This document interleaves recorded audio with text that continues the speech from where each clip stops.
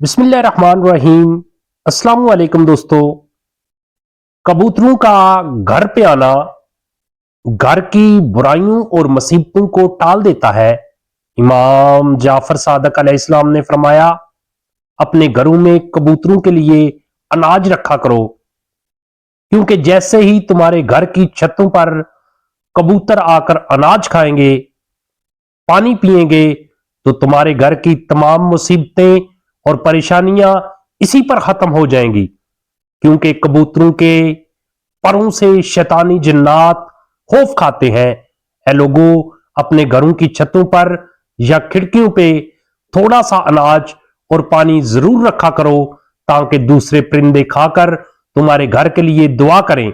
देखना, तुम्हारी हाजतें फौरन कबूल हो जाएंगी और तमाम परेशानियां खत्म हो जाएंगी। मेरे प्यारे दोस्तों, वीडियो अच्छी लगे तो वीडियो को लाइक और शेयर जरूर करना। अल्लाह हाफिज।